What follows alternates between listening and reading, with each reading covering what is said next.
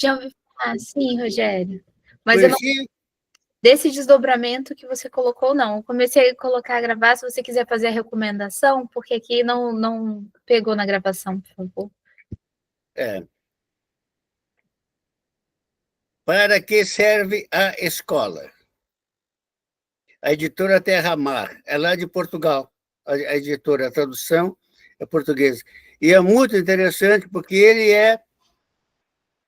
ele foi, ele foi um velhinho muito simpático, e ele psicólogo, psicossociólogo e pedagogo. Então ele tem uma experiência também muito rica, e terapeuta. A análise que ele faz é muito completa. É uma outra linguagem, tá certo? Tudo isso que o Pacheco está dizendo. Essa é muito interessante. Ok, por hoje está dado o meu recado. Obrigado, um abraço. Eu completo. Posso? Este livro está à venda em Portugal por 12 euros, pode ser comprado online. Ok? É baratinho. 12 euros aqui é baratinho por um livro. Se for um livro bom, então fica mais barato ainda.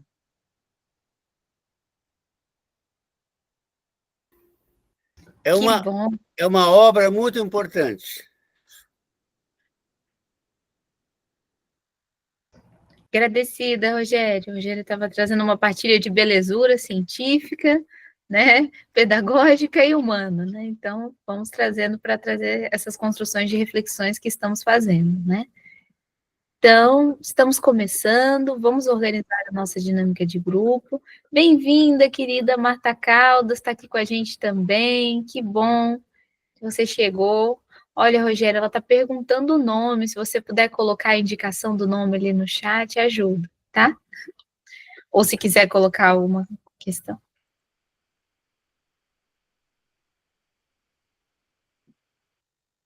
Gostaria de falar, Rogério? Não? Tá, vai colocar por escrito. Bom, então estamos começando. Nós estamos, né, na construção de como sabemos que aprendemos, falamos sobre a construção de currículos e estávamos justamente na nosso último encontro, falando sobre esse desenvolvimento e desdobramento do currículo, de uma construção humanizada, de uma construção de comunidade de aprendizagem, né? E algumas pessoas falaram que gostariam de trazer algumas perguntas, gostariam de trazer algumas questões. Nós estamos fazendo fundamentado a partir de também ver as dificuldades que estão acontecendo em cada localidade, ou os desafios que ocorrem frente a esse desenvolvimento, né, no que sabemos que aprendemos. Então, gostaria de perguntar para vocês se vocês gostariam de continuar esse desenvolvimento a partir do que a gente já está trazendo, que depois temos mais uma perguntinha também, que é o como aprendemos, né?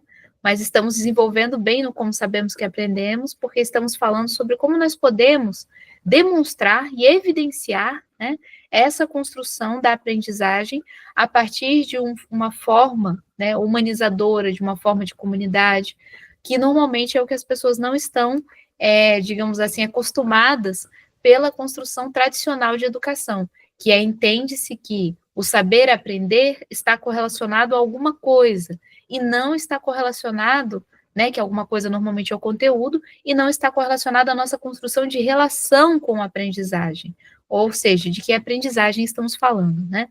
Então, a aprendizagem, ela ocorre como um todo. Bom, então gostaria de perguntar, alguém gostaria de trazer uma dificuldade que está tendo, ou gostaria de trazer uma reflexão de como sabemos que aprendemos a partir de comunidade de aprendizagem? Como vocês gostariam de trazer essa reflexão de hoje, desdobramento, e até, né, se em algum momento quiserem construir o material, porque a gente tem um material em comum, né, tá aqui, vou colocar o documento novamente. Então, acho que o Luiz respirou. Luiz, você quer fazer alguma colocação? Eu queria fazer uma pergunta para deixar aqui para o grupo. Como sabem, eu defendo que o currículo se constrói, não é? O currículo não se dá. Não se dá porque não é nada que esteja feito à partida, não é? O currículo, se forem ver, ao dicionário é uma história de vida. Não é? História de vida. Portanto, não se dá. Não se dá a ninguém uma história de vida já feita. Constrói-se com as características de cada um. Assim sendo, há escolas, pouquitas em Portugal, mas há escolas que fazem isto, não é? Através de uma educação, como nós chamamos, humanizada, porque respeita as características de cada ser. Então a pergunta que eu faço é, se as escolas que fazem isto, que constroem o currículo com os alunos, têm tido melhores resultados em Portugal nas provas externas do que as outras, porque é que se continua a dar o currículo? Não é? Porque é que se continua a dar o currículo? Eu acho que sei a resposta. Não sei se no Brasil é assim, mas acho que em todo o mundo o que se faz mais é dar o currículo, não é? Depois no final da escolarização, saímos todos iguais, né? Todos iguaizinhos, parece uma fábrica de automóvel. É isto. A Tina já está com a mãozinha levantada. Luiz, eu acho que a gente poderia fazer uma galeria dos absurdos, né? Acho que caberia uma galeria dos absurdos. Ouvindo o seu absurdo, eu lembrei de um outro absurdo que eu escutei essa semana. Uma mãe de uma criança que acabou de ir para o Fundamental 2, Fundamental 2 aqui no Brasil, do quinto para o sexto ano, quando a criança vai, ela deve ter uns 11, 12 anos aí, tá? E até o final do Fundamental 1, a criança tem um professor só. Quando ele vai para o sexto ano, no Fundamental 2, ela passa a ter vários professores especialistas, e não pedagogos, né? E não formados para isso, mas sim especialistas. E o filho dela estuda na mesma escola desde pequenininho, desde criança, bem pequenininha. E aí ele está tendo dificuldade para se adaptar nesse novo formato de escola, e ela foi conversar com a direção da escola, né, para ver como é que poderia ajudar o menino, porque essa ruptura, essa mudança foi muito brusca para os meninos, né, e sempre muito agressiva. E aí a escola disse que todas as crianças sentem essa passagem do quinto ano para o sexto ano e que todas as crianças, em intensidade maior ou menor, sofrem com isso. Quando ela me falou isso, eu falei, peraí, então a escola tem consciência de que isso é danoso para as crianças e continua fazendo? Então a gente podia montar uma galeria dos absurdos aí, Luiz. Começa com esse do currículo, né, a escola, sobre esse consumo do currículo pronto e a produção do currículo com, né? Então, que absurdo eles continuarem fazendo aquilo.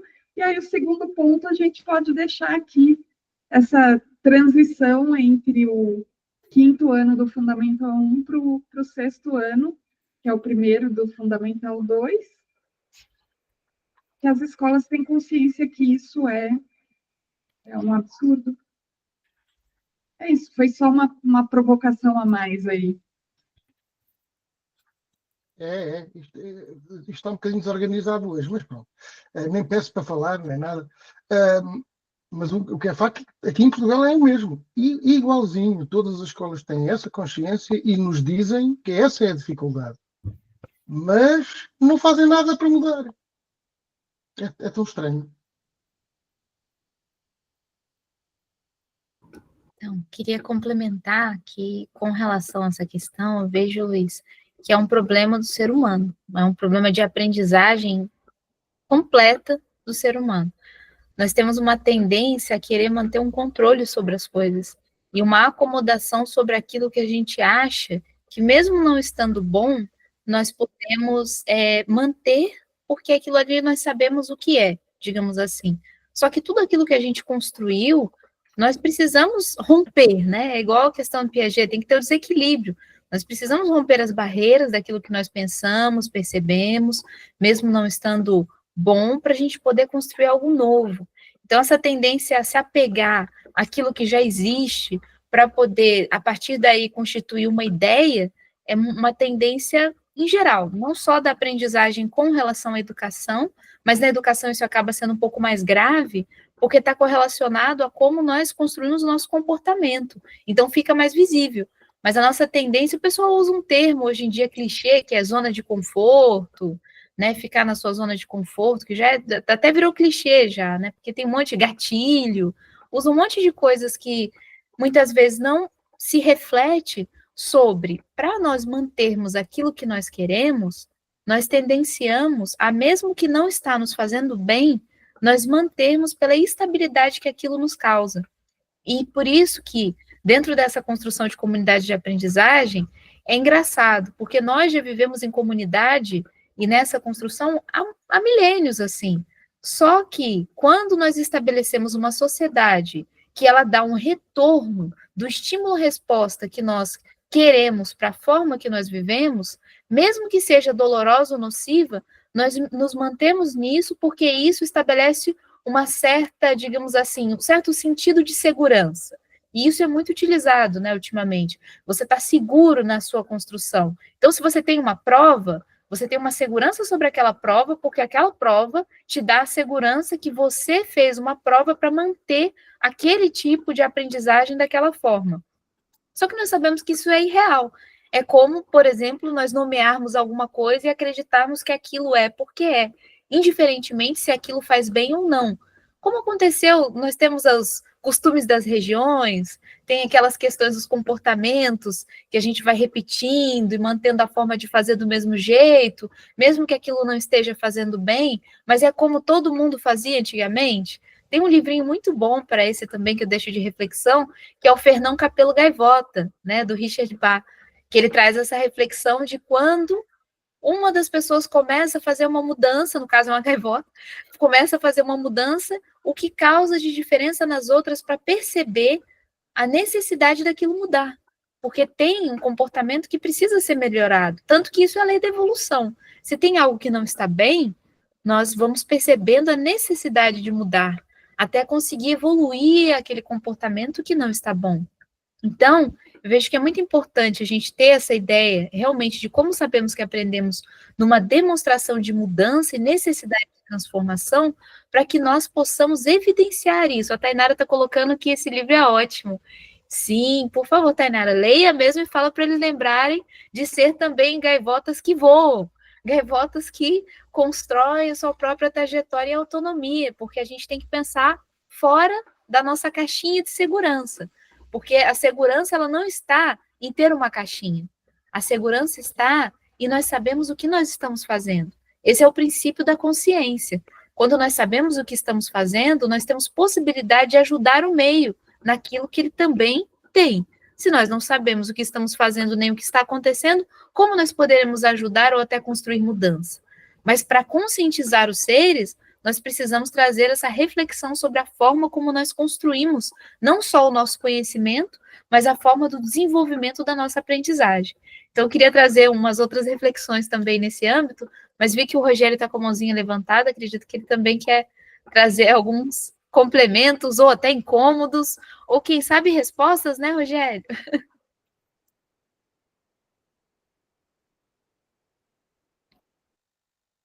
Rogério, o áudio está fechado. Agora está aberto. Tá bem. Veja, Tina, veja os colegas. Eu agora, nos meus estudos, nas minhas reflexões, me preparando para um possível concurso para vir a ser professor na Faculdade de Educação, para poder ensinar tudo que eu não ensinei enquanto lá estive. Veja, a escola é assim. Por quê? Nós não imaginamos outro tipo de escola.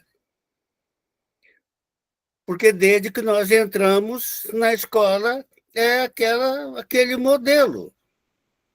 Tá certo? Então, nós achamos que isso é o natural. Os franceses usam a expressão Alain de Soi. É uma óbvia, né? O filósofo alemão Hegel falava das Bekannte. Aquilo que é super conhecido não é conhecido. Então, é raro em que, em determinados momentos, a pessoa toma consciência disso, como a Tina levantou, entendeu? São poucas as experiências de uma escola diferente, porque algumas pessoas, dada a sua capacidade criativa e imaginativa e reflexiva, pensaram uma coisa diferente. Você tem no Brasil um Paulo Freire, uma meia dúzia de pessoas, em 5 séculos, tá certo? Então, isso é muito interessante. Então, essa é a desgraça, porque o imaginário europeu ocidental, dentro do qual a escola moderna surgiu, ele foi racionalista, tecnicista, que é a expressão que usa com muita propriedade o Michel Lobreau. Então, a escola foi construída nessa perspectiva. E depois vem o capitalismo e tudo isso se soma. Cientificista, racionalista, capitalista, entende? E isso se torna o padrão. Então, as pessoas proclamam um objetivo, mas não acontece. Bom, quem fez? Quem organizou no Brasil? No Brasil, o sistema de ensino praticamente se estruturou a partir dos anos 40 com Gustavo Capanema, uma visão muito técnica. Os organizadores, não foram os pedagogos que pensaram. E isso é muito triste. Eu fiquei muito decepcionado quando a minha tese de doutorado, eu quis estudar a gestão de Paulo Freire na Secretaria Municipal de Educação em São Paulo, quando Erundina foi prefeita. Houve algumas coisas interessantes, mas eu fiquei profundamente desapontado e decepcionado. Por quê? Porque, exceto na educação de adultos, o Mova São Paulo, movimento de educação de adultos, nas escolas prevaleceu uma ideia de interdisciplinaridade. Ou seja, uma mentalidade burocrática acadêmica trocou a pedagogia pela epistemologia. Então, você não viu nas escolas as pessoas discutindo outro tipo de escola. Eu imaginava, bom, Freinet vai entrar, entende? Eu não conhecia ainda a Escola da Ponte naquela época, mas achava que esse tipo de experiência ia acontecer nas escolas. Não aconteceu. Entende? E aí Paulo Freire sai, entra o substituto, e a visão tecnicista organizacional prevalece sobre o pedagógico. Bom, então, isso é muito sério. Eu queria insistir com os colegas no seguinte. Olha o artigo 23 da lei, da nossa lei atual. Vejam bem, o que é que diz o artigo 23?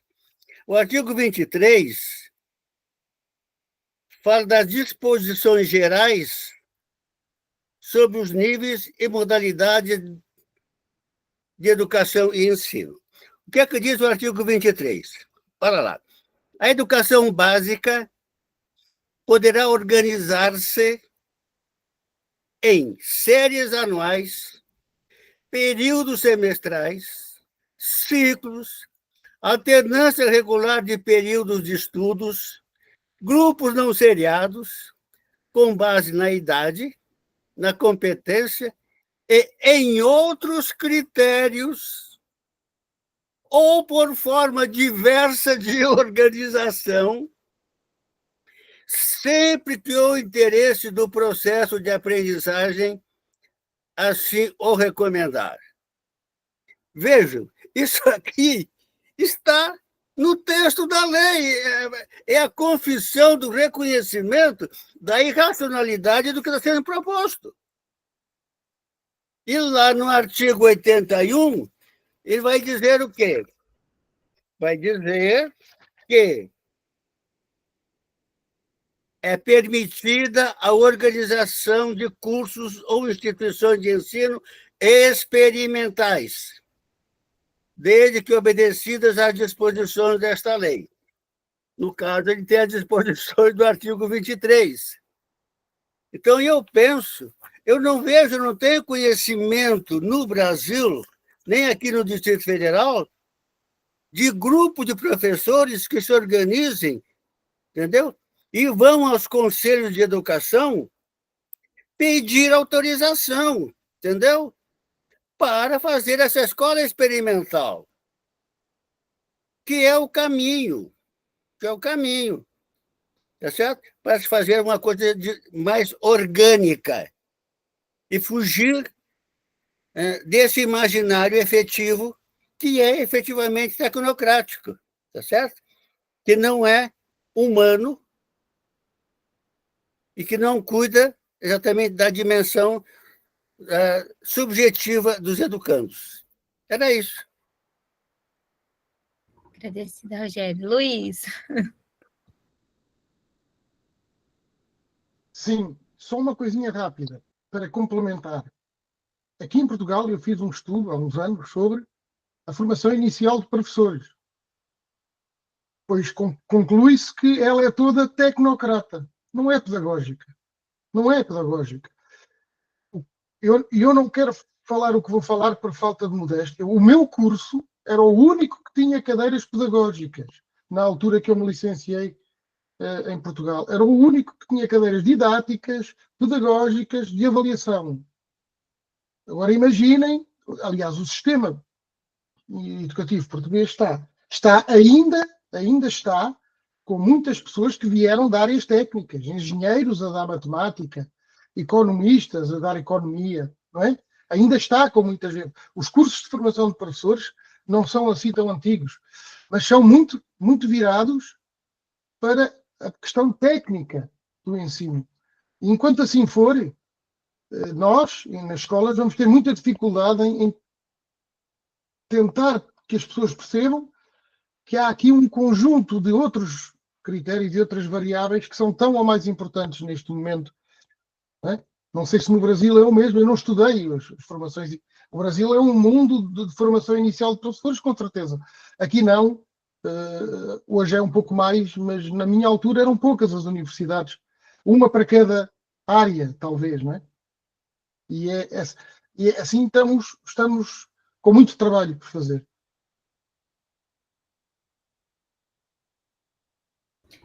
Agradecida, Luiz. Com certeza, é um mundo. Mas isso não quer dizer que seja de fato formação. É informação, mundo de informação, mas falta muita formação, e principalmente construção de aprendizagem. Bom, mas só para complementar esse ponto. O Bruno está com a mãozinha levantada. Olá, colegas, revê-los. Pois então, eu estava ouvindo agora o Rogério citando o artigo 23, e eu acho que eu já perdi as contas de quantas vezes eu recorri ao artigo 23, e a gente, né, como acredito que a maioria dos amigos sabem, né, a gente aqui na comunidade de aprendizagem Escola da Floresta, a gente conseguiu alcançar, vamos dizer, um nível de desconstrução, de disruptividade em relação ao modelo, que eu acredito que não tenha outro em escola pública no país.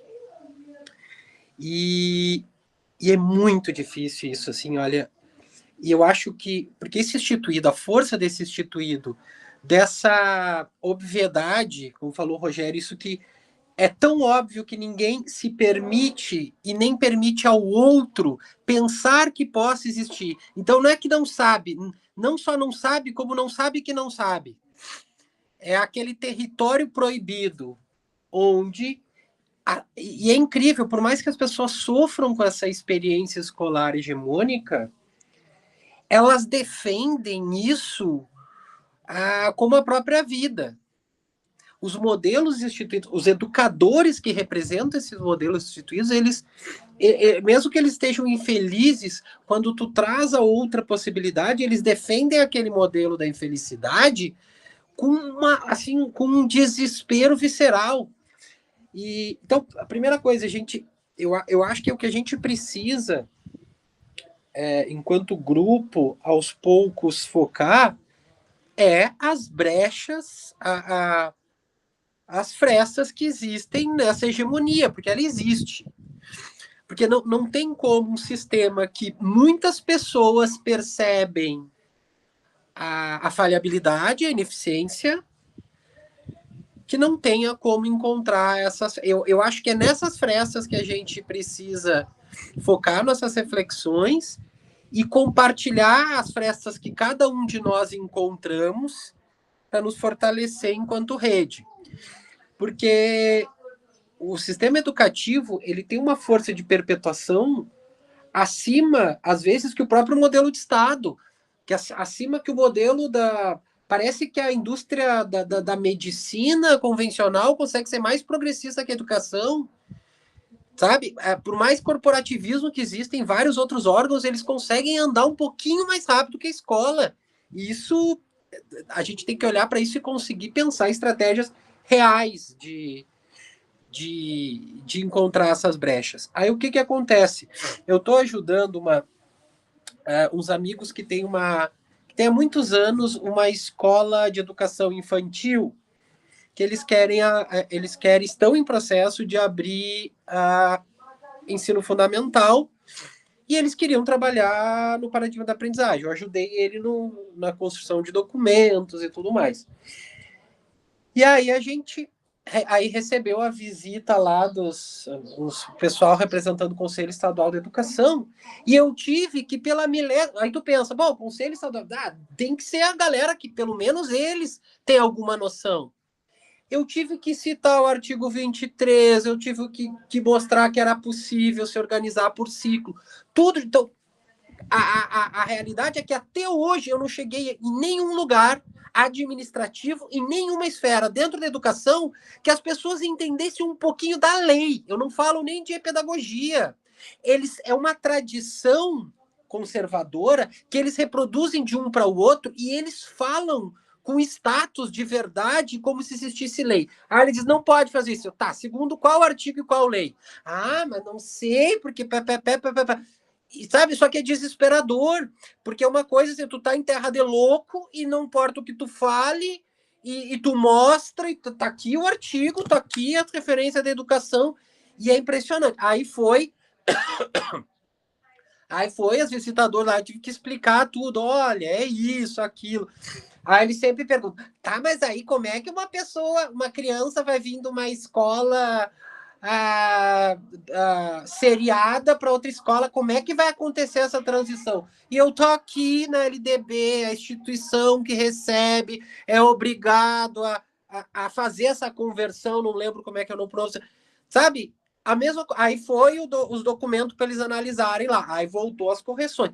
Tudo as mesmas coisas de quem não tem nem conhecimento legal, nem conhecimento pedagógico, mas é os caras que estão controlando a parada toda, e aí tu entende porque o negócio não vai para frente. Então, o que é? É tomar de assalto, sinto muito, é isso.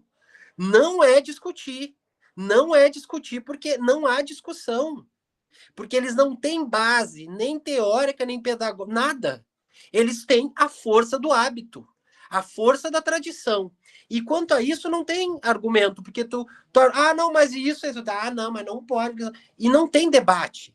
Não avança o debate. Então é tomar de assalto, é isso. Tem que ocupar os territórios, criando estratégia de guerrilha e ir tomando território após território, construindo um lastro com a comunidade, de forma que esse poder não tenha força suficiente. É isso que a Ponte fez. E foi com essa força que a Escola da Floresta conseguiu ter força suficiente a partir das pessoas reais, onde o poder, né, esse poder cego, esse poder que não conhece nada daquilo que deveria conhecer, né, que ele não tem a força contra. É isso, gente. Não, sinceramente, não tem debate, não tem ministério, não tem secretaria. A função deles é manter as coisas como estão. Não é essa via. Não há negociação. Há pressão, força suficiente nas bases que eles sejam obrigados a engolir. É isso. Para mim, não. Hoje, aí, claro, isso não quer dizer que eu tenho que pegar o pau e botar na mesa. Existem estratégias graduais, mas elas têm que buscar a autonomia e o fortalecimento da base para conseguir ter força suficiente.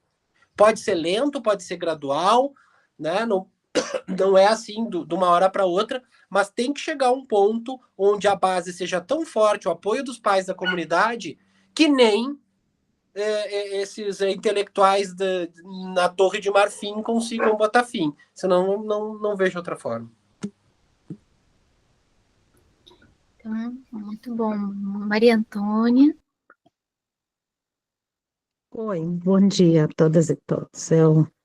Eu cheguei assim já atrasada, portanto eu não sei qual é a questão do início, mas era só para responder o professor, meu colega aí, Luiz, de Portugal, a respeito da formação docente, né? Nós temos várias disciplinas, meu curso de formação já foi assim há 60 anos atrás, né? E atualmente, como professora da universidade, eu também, de uma formação de professores. Ixi, chegou. Deixa eu só atender uma campainha aqui, por favor. Tem a Marta. Marta. Então, mas dá para eu continuar. Então, aí, nesse sentido, o curso tem tem a área pedagógica, como a gente chama, não é? Eu, inclusive, participo da área pedagógica, trabalho estou no primeiro semestre com uma disciplina, inclusive, de filosofia da educação e etc. Então, assim, já faz muito tempo que eu estou nessa chamada área pedagógica e venho acompanhando os problemas das escolas, inclusive do sexto ano, que é aproveitando essa questão que foi levantada sobre a criançada que chega deixa eu só abrir aqui para minha filha entrar aqui. Pois então, a criançada que chega no sexto ano, né? E eu tenho, inclusive, muitas críticas a respeito disso, e já escrevi até a respeito, tem um texto publicado até no Encontro de Portugal, no Forges, na 10ª Conferência Forges, tá? Aí eles não utilizam anais, eles não utilizam anais, eles fazem uma, como é que chama isso? Ele está publicado na página, né? O texto. E eu nunca organizei, nunca concluí a revisão para publicar no outro canto. Mas o que eu quero dizer é que eu discordo também da forma como dessa transição entre o quinto e o sexto, mas é o contrário. Eu, como mãe e acompanhando os meninos do sexto ano, eu penso que é um equívoco a forma como como a escola é organizada para os meninos passarem 5 anos com pedagogos que têm, como é que a gente chama? Polivalentes, como a gente chama aqui, muito valentes, com conhecimento de diversas disciplinas, não é? Supostamente com conhecimento de diversas disciplinas para trabalhar dentro desse currículo tradicional que é tanto discutido aqui, para trabalharem com as crianças, eles e elas não conseguem, na maioria elas do que eles, não é? Não conseguem essa formação, não conseguem, inclusive, refletir criticamente, relacionando espaço e tempo e outras reflexões que a leitura exige, que a leitura é conceitual, uma leitura nunca é uma leitura pela leitura, como é trabalhado na maior parte das vezes um texto literário, não é? Os textos, as reflexões são elas por elas, e eu discordo, eu penso que os especialistas deviam estar, é isso que eu defendo nesse texto, deviam estar presentes desde o primeiro semestre, ou então um pedagogo especialista em geografia, como inclusive tem alguns estados aqui, que eu saiba, por exemplo, São Paulo trabalha dessa forma, pelo menos eu tenho no grupo que eu coordeno uma professora que é historiadora, ou melhor dizendo, que ela fez pedagogia, mas está se especializando em história para trabalhar na escola onde ela trabalha. Aí eu não tenho certeza nesse momento para dizer se ela trabalha no setor público ou no setor privado, mas ela ensina só história no Fundamental 1, né? Do primeiro, parece que ela ensina 2 turmas, se não falha a memória, é segundo e terceiro, e ela ensina só história. E aí eu acho esse modelo, para manter um modelo tradicional, mais pertinente do que da forma como é, porque me desculpem, mas as pedagogas não conseguem, se você conversar com uma pedagoga, pelo menos na minha região, ela não tem noção do que é geografia, ela não tem noção de espaço para colocar casa, por exemplo, o conceito casa, que eu tenho 2 textos discutindo essa questão, inclusive esse que está na página da Forges, eu coloco isso, o conceito de casa. Casa não é só a palavra casa. Casa, ela tem toda uma teoria em torno do conceito. Ela é ela é gramatical, mas ela é histórica, ela é geográfica, ela é sociológica, ela é filosófica. Casa tem um conceito religioso sobre casa. E as pedagogas não conseguem passar do casa literário. Então, assim, eu sinto muito, mas eu penso que a formação dos pedagogos é muito pior do que a dos chamados especialistas, que nós não chegamos a ser especialistas.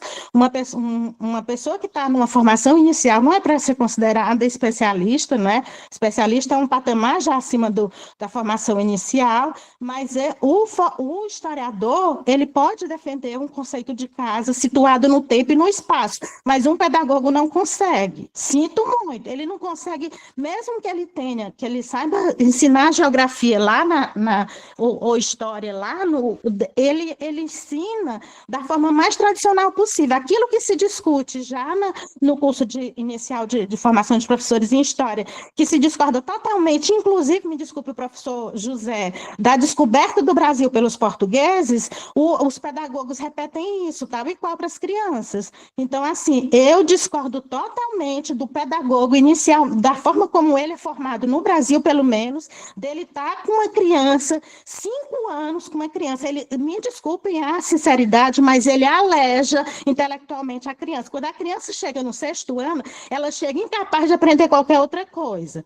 Chega incapaz de entender os conceitos desses outros campos, porque ela simplesmente é como se fosse passado um véu na aprendizagem da criança. Então, assim, eu penso que esse mal, inclusive, que é muito pertinente aqui na nossa região, prefeituras contratarem pedagogos no lugar de historiador e no lugar de geógrafo e no lugar de matemático, só para manter o português e a matemática até o 8º ano, que é para manter aquela nota que a prefeitura quer que mantenha. Tem prefeituras que fazem isso, e eu sei, e de cor, por causa da pesquisa que eu fiz, e eu lamento muito, e eu já sugeri que isso fosse denunciado no Ministério Público, porque simplesmente as crianças não estão tendo direito a um currículo, esse currículo que o professor Rogério falou aí, que devia ser interdisciplinar, multidisciplinar, qualquer disciplinar que fosse, mas eles não têm praticamente nada. Uma criança de 6º ano, você bote ela para ler qualquer texto de história, de geografia,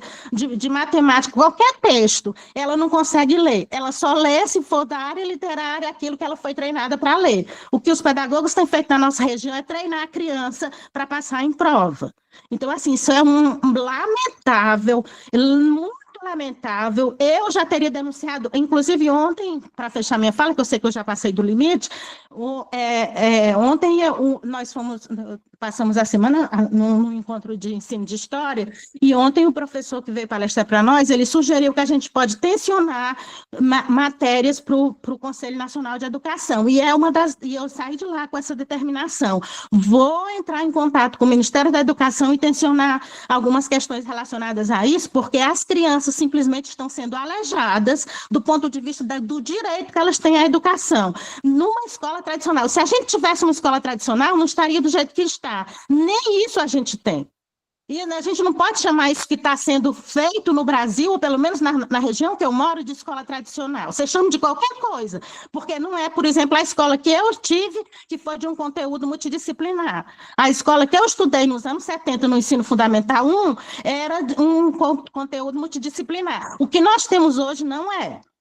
E são treinos, se treina aqueles dispositivos para passar em prova. É só isso que as crianças estão tendo. E isso aleja intelectualmente as crianças. Repito, no 6º ano elas chegam incapazes de ler qualquer outra coisa.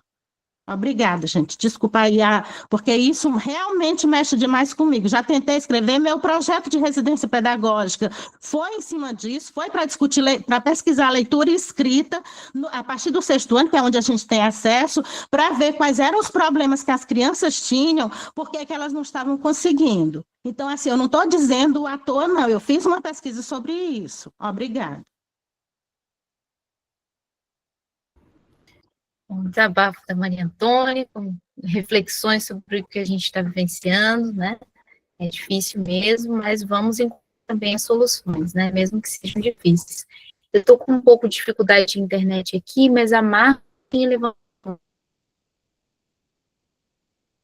Você está aqui comigo?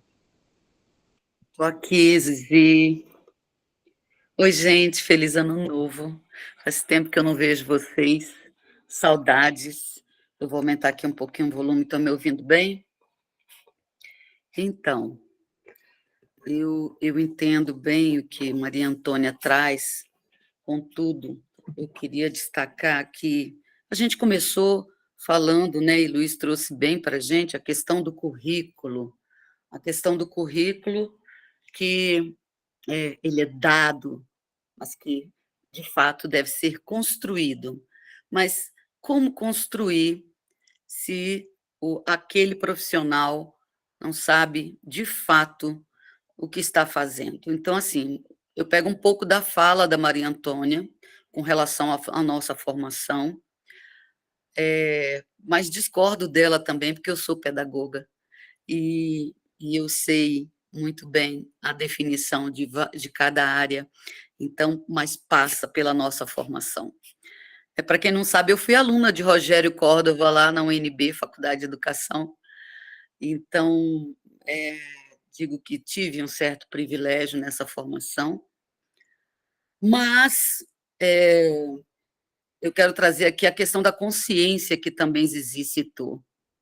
Então, juntando um pouco de cada um, passa muito por cada ser humano se conscientizar do que está fazendo e por que está fazendo, o que escolheu. Muitos colegas entram no campo da educação, principalmente aqui em Brasília, por conta do concurso público, por conta de uma certa estabilidade e não por uma questão de compromisso, não por uma questão de consciência, mas por uma questão de sobrevivência, né? E isso não é observado. Então, é mais fácil aprender a treinar do que pensar. E a gente está aqui batendo na tecla do como se aprende e como se constrói currículos. Mas, para que isso tudo flua, é preciso que a gente conheça as leis. Então, é muito interessante, porque desde que eu comecei a trabalhar com o Pacheco, ele trazia essa questão da legislação como um pré-requisito, a gente precisava conhecer. E cada um de nós que foi conhecendo encontrou brechas, e eu afirmo isso porque eu encontrei brechas e vejo o Bruno encontrando brechas e compartilhando essas brechas por onde ele anda, porque é o que a gente realmente precisa fazer. Se a gente ficar aqui trazendo a experiência que tivemos enquanto escola, né, melhor ou pior, tradicional ou não, foi a nossa história, foi o que a gente viveu. E isso está ali para a gente refletir. Mas é importante que a gente olhe agora, daqui para frente, o que eu faço? Na minha prática, como que eu vou agir? Né? Eu vou reproduzir ou eu vou criar? Ou eu vou aproveitar essas brechas para que a gente possa fazer algo que não foi feito, experienciar algo como a lei nos dá. E eu me baseei muito na lei para dizer para vocês, para poder quebrar paredes, para poder juntar turmas, para poder misturar crianças de várias faixas etárias, né, aonde um ensina ao outro, e não somente o professor.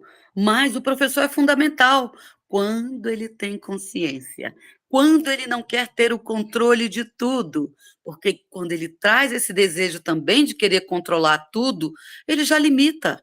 porque se não passar por ele, se ele não estiver ali fazendo esse controle, a coisa não pode fluir. E quando a gente abre espaço para que criança ensine criança, para que a gente aprenda com as crianças e com os colegas, para que a gente aceite críticas ou avaliações amorosas para o nosso proceder, tudo isso é abrir mão do controle, tudo isso é saber fazer essa construção coletiva. Então, passa por cada um de nós. A gente precisa se conhecer e se trabalhar, trabalhar o nosso orgulho, trabalhar a nossa humildade, ter um propósito comum e ter regras, porque são as leis que nos permitem avançar também. Mas a lei só surge se a gente aqui na base futucar, se a gente aqui se organizar para pressionar, porque não vai cair do céu. Eles não vão atender um desejo que faz com que todos cresçam nesse processo. Imagina como nós estaríamos. Seria maravilhoso ter pessoas mais conscientes no mundo. E isso é o que a gente busca fazer. Mas depende de cada um de nós, né, gente, no nosso dia a dia. Então, eu vou encerrar por aqui, porque senão eu vou me empolgar demais.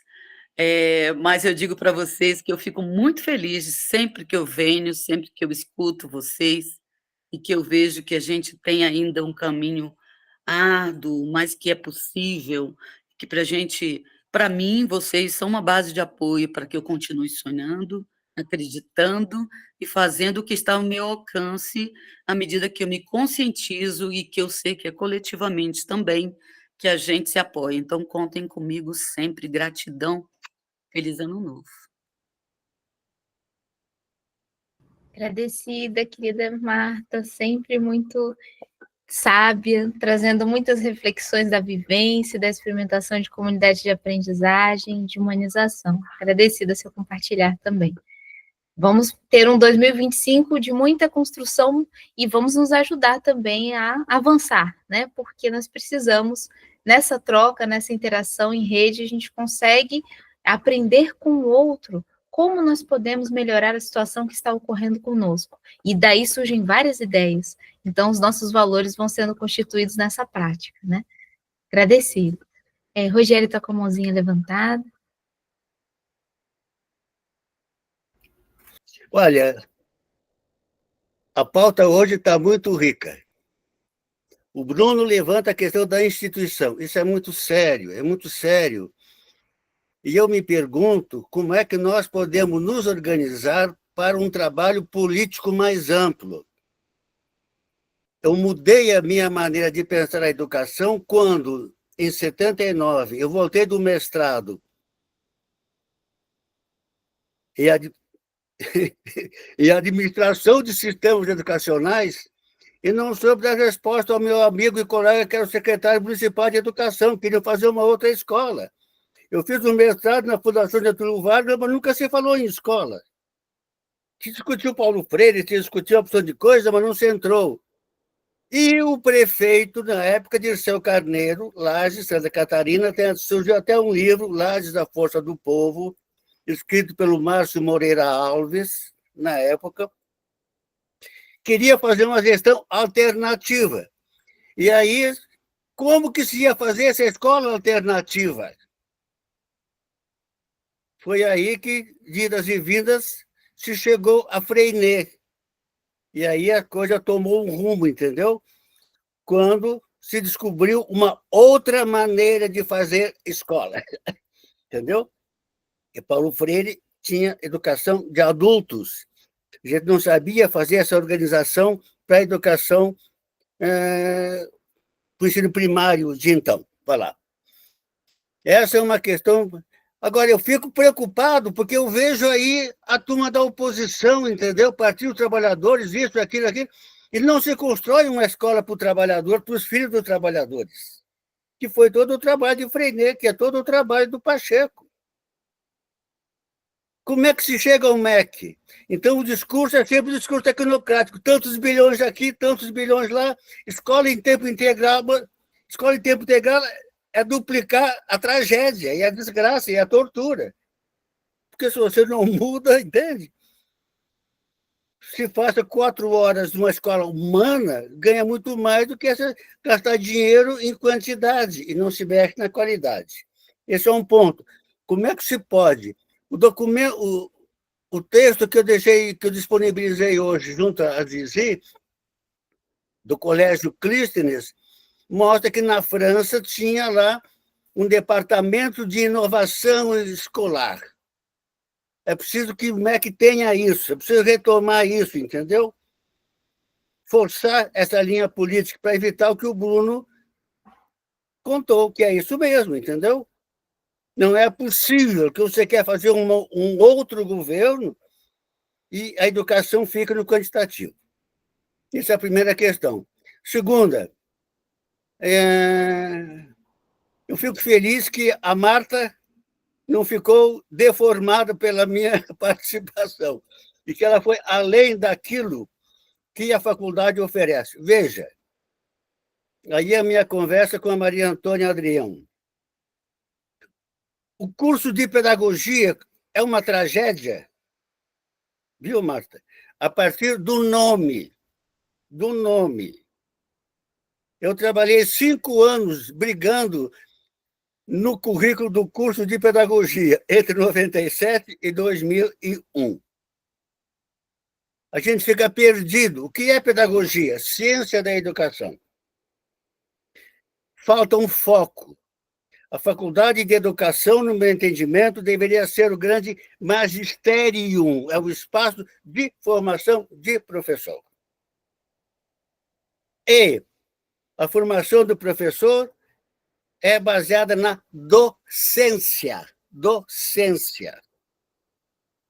A docência tem 2 dimensões, as minhas reflexões atuais.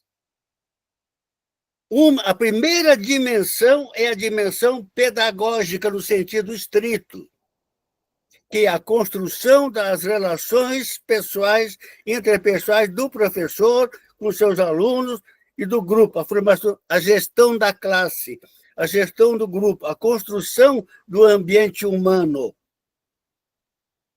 Isso, para mim, é a pedagogia, que não se ensina. Ninguém ensina Freinet, ninguém ensina a Escola da Ponte, raramente Montessori. Você tem noção disso na disciplina de História da Pedagogia, mas não se pratica isso. A ênfase é Piaget, Vygotsky, Vallon, psicólogos, sociólogos, Bourdieu, mas não se conhece em pormenor o trabalho dos pedagogos. Um livro obrigatório seria A Escola com que Sempre Sonhei e Não Sabia que Existia. Esse é o livro, o manual da pedagogia, da formação pedagógica. Como é que se organiza a classe numa perspectiva humana? Bom, a partir daí, você vai entrar com a construção do conhecimento, né? Aí vem a história do currículo no sentido dos conhecimentos científicos, técnicos, etc. O que o Lobron chama de sabedoria do conhecimento. O caminho foi desbravado. Aí você vai construir com os meninos, né, o programa de estudo, as pesquisas, etc. O curso de pedagogia é um desastre. Eu reli agora esses dias, esse aqui, ó, A Busca da Identidade do Curso de Pedagogia. No INEP, aqui no Brasil, Instituto de Estudos Pedagógicos, em 1984, foi feito um seminário. Compareceram os 40 luminares da pedagogia da academia de então. Gente, é um desastre. Porque o curso de pedagogia nasceu torto e nunca acertou o ponto. Entende? Porque ele nasceu formando o professor, o administrador, o inspetor, o isso, ou aquilo, entendeu? Os ditos especialistas. E o evento terminou e continua. Em 2001, 2002, saiu um parecer sobre a formação do curso dito de pedagogia. Depois de lá já saíram mais 2, mas nunca se fala em curso de docência. Enquanto não se pensar na docência, na formação para docente, né? Então, essa coisa do pedagogo é uma coisa frouxa. Se você pergunta o que é um professor, todo mundo sabe. O que é um médico, todo mundo sabe. Se você pergunta o que é um pedagogo, o que é um pedagogo? O que é um pedagogo? Entende? Então, essa, para mim, é uma questão fundamental. Você vai ser docente. Como docente, você tem que construir as relações e depois introduzir os meninos no campo do conhecimento. E é bom, aí você constrói, né? Vê como é que...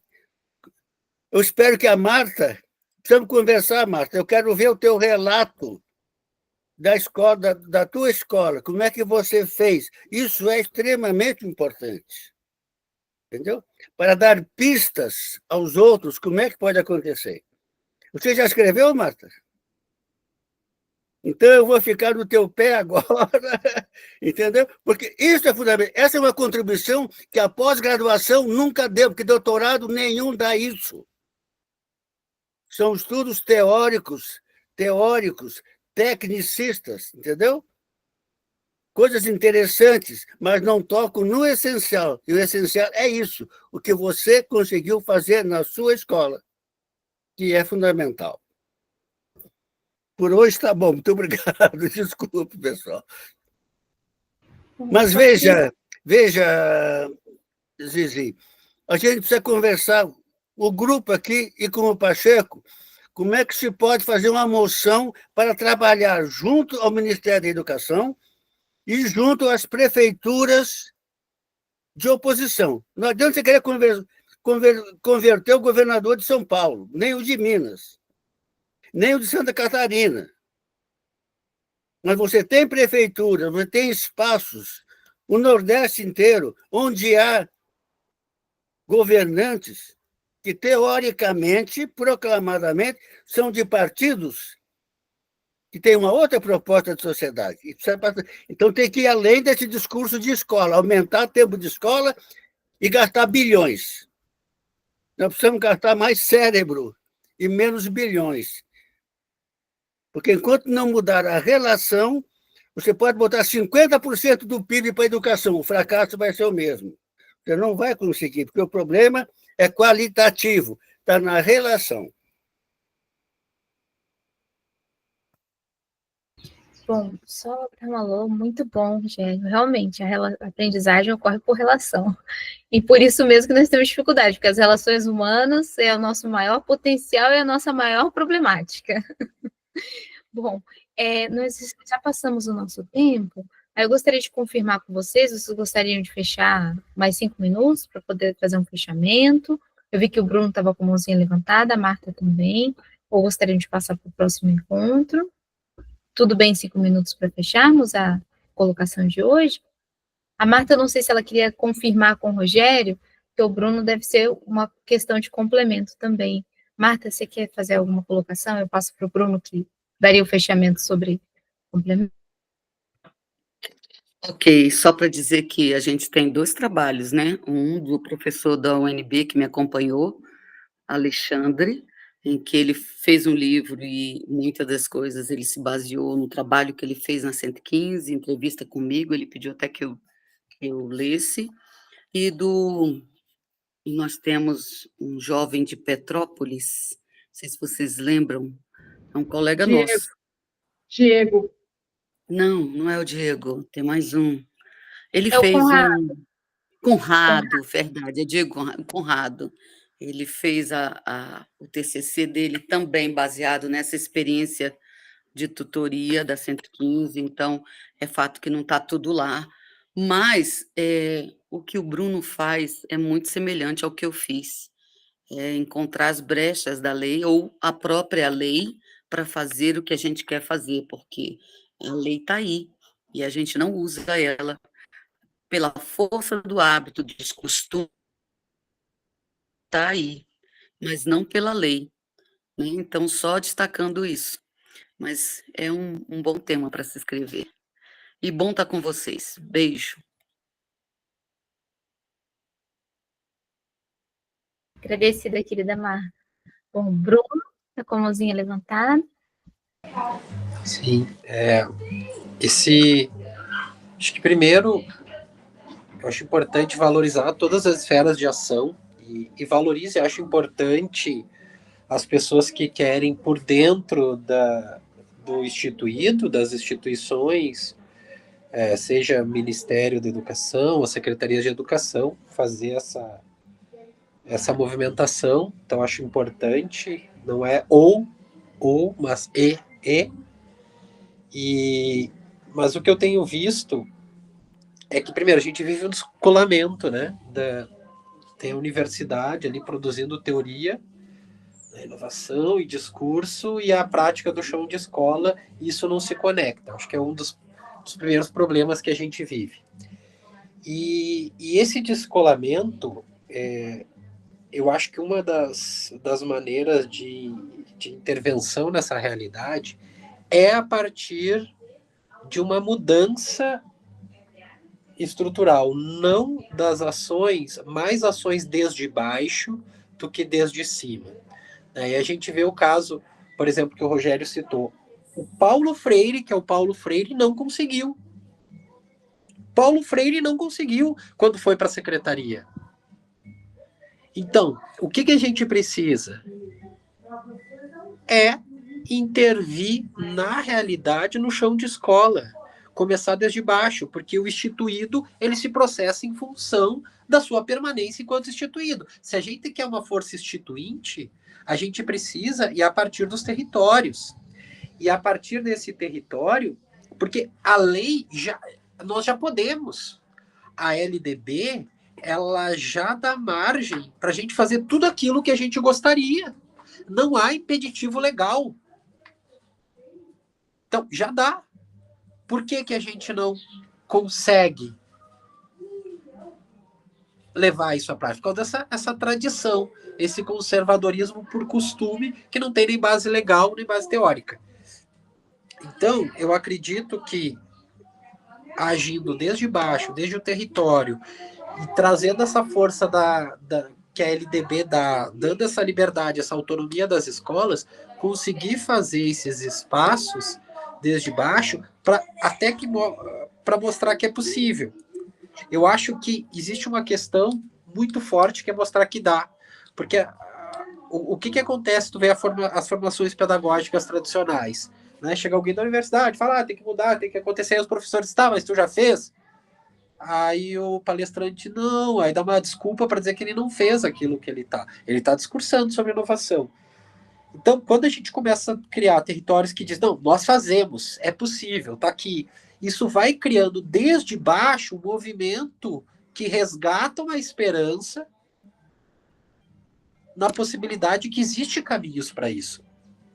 Só que são movimentos muito duros, porque eles têm que lutar contra séculos desse conservadorismo arraigado nas instituições como um todo e nas pessoas, né, que acham que não pode fazer por ciclo, não pode fazer um currículo emergente a partir do interesse de aprendizagem dos estudantes.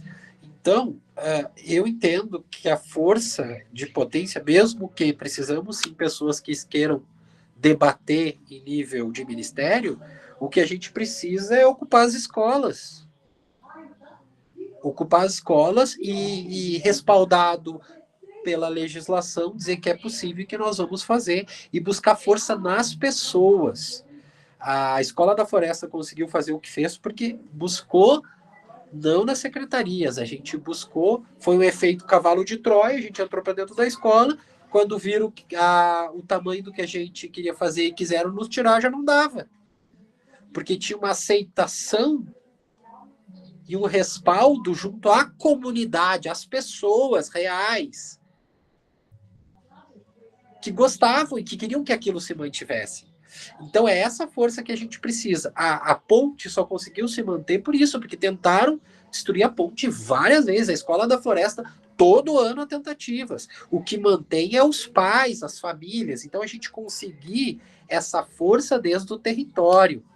Né? O modelo até de Estado da modernidade, ele é esse modelo das grandes soluções, das metanarrativas, da solução desde cima, de lá, e não a partir do chão, a partir do território, o território reivindicar o direito a pensar a educação a partir das suas características, das suas peculiaridades. E esse tensionamento a partir de baixo é o que vai dar força, inclusive, para que futuramente a gente consiga intervir, aí sim, em secretarias e ministérios. Mas hoje em dia, todas as ações que vão para lá, eu imagino eu nunca vi detalhes sobre esse estudo que o Rogério fez. Eu tenho muita curiosidade também para conhecer mais sobre o trabalho do Paulo Freire na Secretaria de Educação, mas certamente ele caiu naquela teia de conservadorismo, de força política e de favorecimento de pessoas. Isso não pode, porque o prefeito, porque o vereador, porque o secretário, e tu entra nessa lama de poder que te congela dentro dessa estrutura, quando tu tenta desde cima. Então, eu só queria, para terminar, a gente passou do tempo, é isso. A questão de ocupar os territórios e mostrar que é possível a partir de exemplos reais de uma outra educação. Exemplos palpáveis, que diga, tá aqui, estamos fazendo, temos forças, temos famílias, temos comunidades, temos vizinhos, temos educadores, né? Estamos fazendo, as famílias estão gostando, o que nos impede? Estamos respaldados pela lei, as famílias estão gostando, por que a gente não pode? E com essa força a gente vai mostrando que é possível e vai tomando mais territórios. E a partir dessa organização, desses núcleos, desses territórios, a gente fortaleceu uma rede, aí sim, para conseguir avançar em esferas governamentais e administrativas. Agradecida, Bruno. Agradecida a todos. Estamos numa boa construção, então nos encontramos no próximo sábado para continuar e ver o que podemos fazer, né? Vieram várias propostas. Vamos trazer essa construção continuada, né? Nós estamos nessa continuação. Um grande abraço a todos.